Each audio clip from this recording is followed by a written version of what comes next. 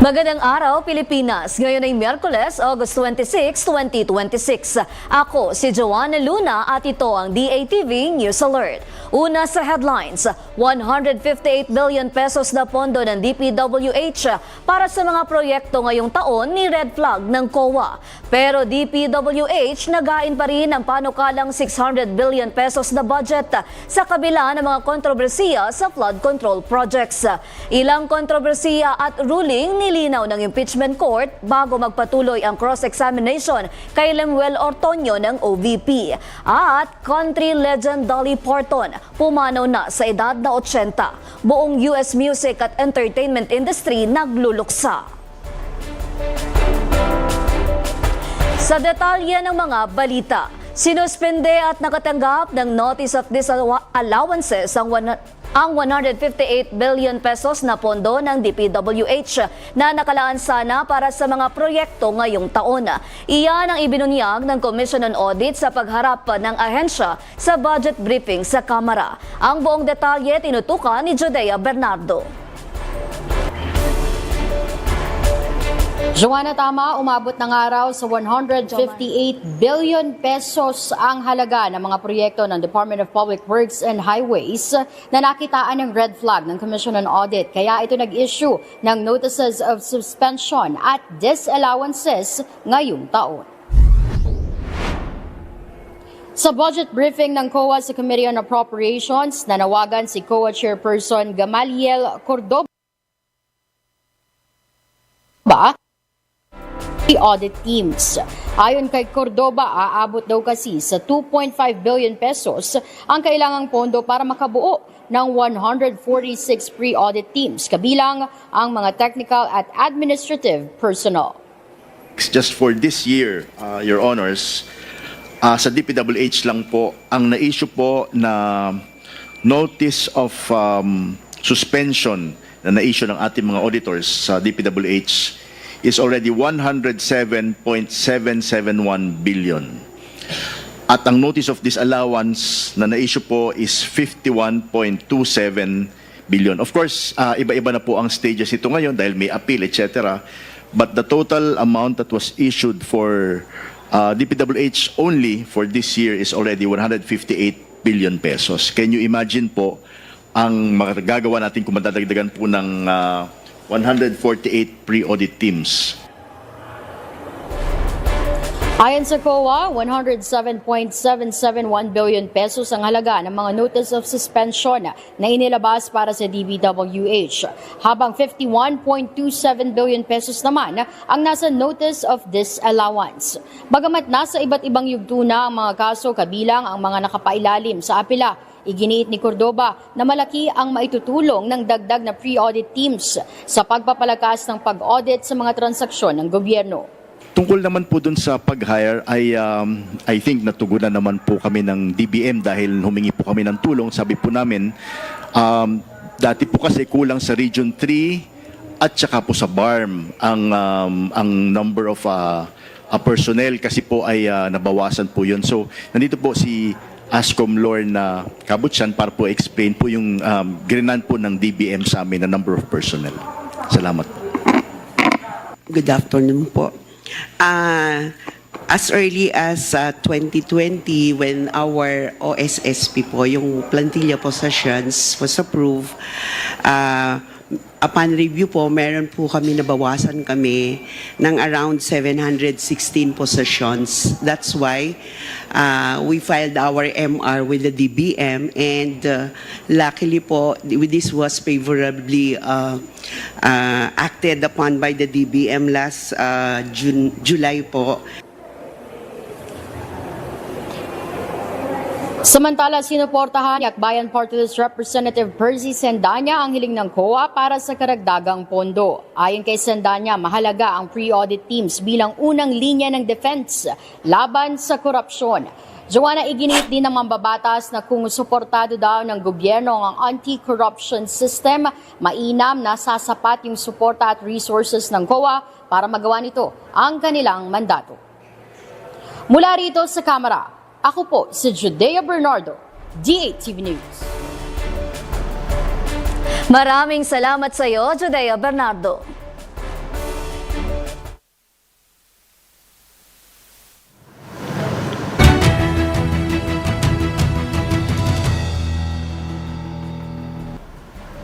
Dumako muna tayo sa Senado sa ika-19 na araw ng impeachment trial ni Vice President Sara Duterte. Nagbigay puwang ang paglilitis sa pag-clarify ng ilang issue kabilang ang mga kontrobersyal na social media post ng isang prosekutor at paglilinaw sa sub judice rule.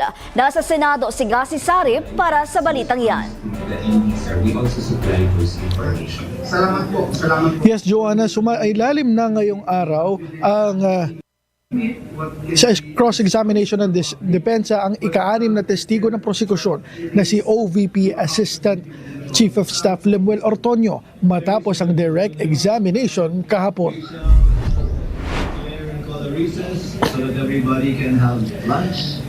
Ito na ang ika-19 na araw ng impeachment trial ni Vice President Sara Duterte kung saan si Ortonio ang pangalawang hostile witness na idineklara ni Senate Impeachment Court Presiding Officer Chis Escudero.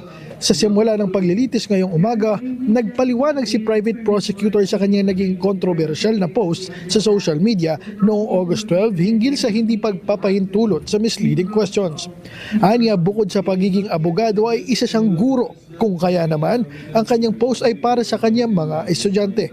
Pagkatapos ng paglilinaw ni Ligutan ay ang pagbibigay ng ruling ni Presiding Officer Chis Escudero kung saan binigyang diin din niya ang mahigpit na pagpapatupad ng Rule 18 na nagbabawal sa mga partido na talakayin sa publiko ang merits ng kaso pero bibigyan umano ng pagkakataon ng mga naunang paglabag pero mula ngayon mahigpit na itong ipatutupad.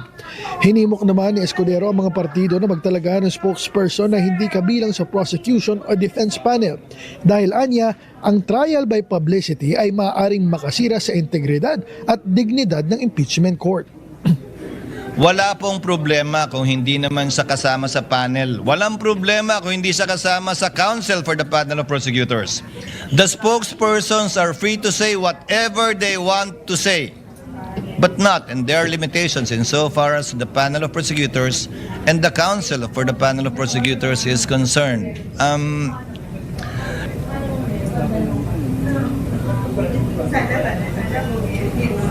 Dagdag pa niya, hindi nangangahulugang bawal lang magtanong ang mga senator judge dahil hindi nagiging partial ang isang tanong dahil lamang nakatutulong ang sagot nito sa isang panig.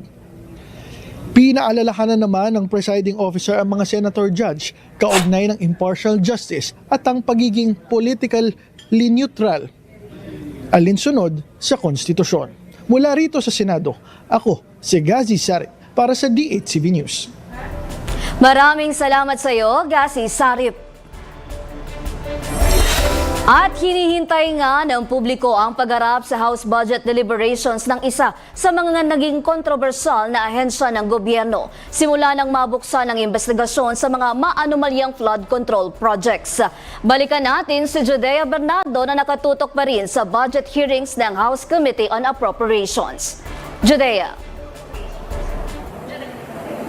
JOANA, tama nga, ipinresenta na ng Department of Public and Works o Department of Public Works and Highways o DPWH ang kanilang ipinapanukalang pondo para sa fiscal year 2027. JOANA, ito ay nagkakahalaga ng mahigit 600 billion pesos.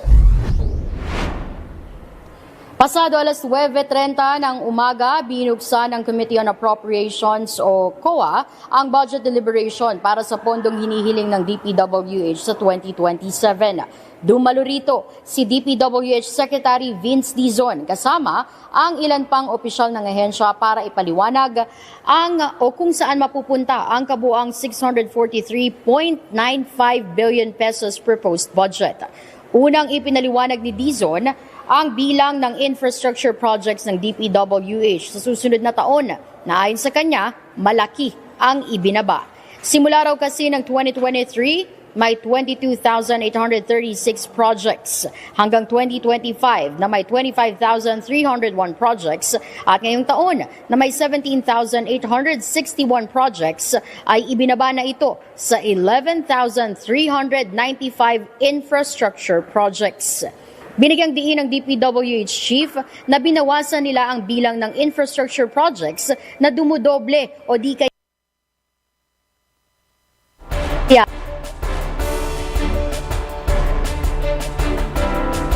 Kaya sinunod nito ang rekomendasyon ng Department of Budget and Management na i-dispatcha ang mga proyekto. Kabuuan ng National Expenditure Outlay ng ahensya, mapupunta ang 52.65% ng pondo sa Luzon, kung saan 34.97 billion pesos ang Northern Luzon at 113.30 billion pesos sa Southern Luzon. Ilalaan naman ang 19.8% o 93.92 billion pesos sa rehiyon ng Visayas, habang makakatanggap ang Mindanao ng 27.55% o katumbas ng 138.56 billion pesos. Isa pa sa mahalagang ipinunto ni Dizon ay ang mga direktiba ng Pangulo na sundin ang mga reforma sa paggasta ng pondo na aniya sinimula na ng ahensya sa nakalipas na 11 buwan. We are improving project information and traceability. No, i-upload po namin hindi lang po yung mga project titles na nandito sa NEP, kundi i-upload din po namin lahat po ng supporting documents ng lahat ng mga project na nakapaloob sa NEP para po makita lang hindi lamang ng ating honorable committee pero makita din po ng buong publiko. Pinahigpit din ng ahensya ang paggamit ng geotag photos kung saan obligado ang mga project at planning engineer na magpadala ng mga litrato ng site progress pati na rin yung progreso ng mismong proyekto. Importante raw kasi sa Pangulo na iprioridad ang maintenance at repair ng mga critical na infrastruktura. Kagaya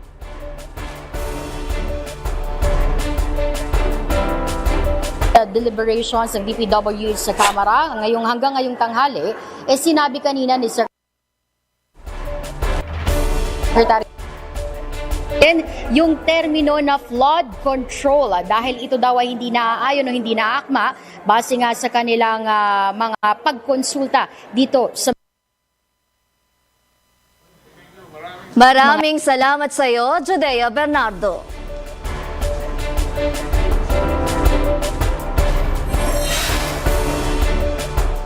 Matapos ang mahigit 6 na dekadang karera sa music at entertainment, pumanaw na ang country music icon na si Dolly Parton sa edad na 80. Ayon sa kanyang pamilya, hiniling mismo ni Parton na siya ang mag-anunsyo ng kanyang pagpanaw sa social media bilang paggalang sa kanyang mga fans. Nakilala si Parton sa kanyang mga hit songs na Jolene, 9 to 5 at I Will Always Love You na naging bahagi ng music history. Nakapagbenta siya ng mahigit 100 million records at nakatanggap ng 11 Grammy Awards. Nagpaabot din ng pakikiramay at paggunita ang ilang kanilang personalidad at artist bilang pagpupugay sa malaking ampag ni Parton sa music at entertainment. Samantala, ibinaba sa half-staff ang mga bandila ng United States sa loob ng 1 linggo bilang pagpupugay sa namayapang country music icon. Sa pagpanaw ni Dolly Parton, isang malaking bahagi ng country music at pop culture ang nagpaalam pero mananatili ang kanyang mga awit at legasiya sa mga susunod pang henerasyon. Para sa mga hindi nakapanood ng PCS Lotto Draw kagabi, August 25, 2026, Martes, narito ang kanilang Lotto Draw recap.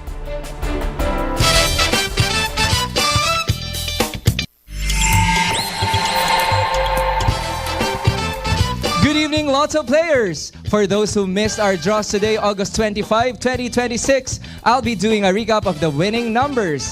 Let's start off with the results of the 2 p.m. draw. For the 2D Lotto, we have 1 and 24 in exact order. For 3D Lotto, the winning numbers are 3, 3, and 9 in exact order.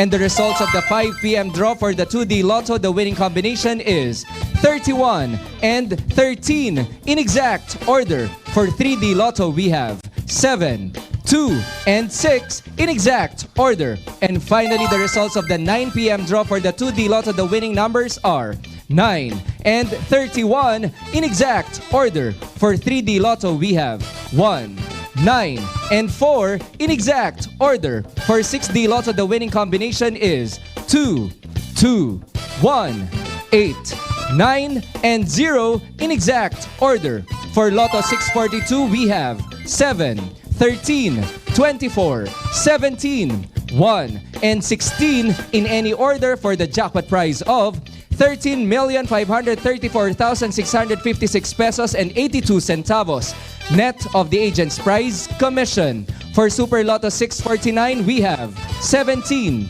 47, 20, 42, 40, and 9 in any order for the jackpot prize of 25 million pesos, net of the agent's prize commission. And finally, for the Ultra Lotto 658, we have 57, 36, 34, 49, 17, and 43 in any order for the jackpot prize of 238,841,677 pesos and 7 centavos, net of the agent's prize commission.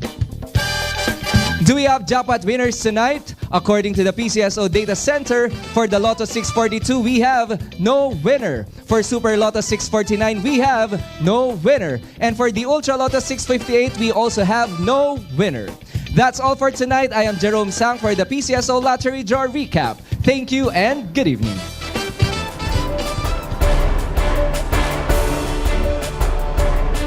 Para sa iyo pang tunay at mapagkakatiwalaang mga balita, bisitahin ang aming mga official social media platform at ang D8TV News website. Magbabalik kami mamayang 3:00 ng hapon. Ako si JOANA Luna, diretso sa punto, walang paligoy-ligoy. Ito ang D8TV News Alert.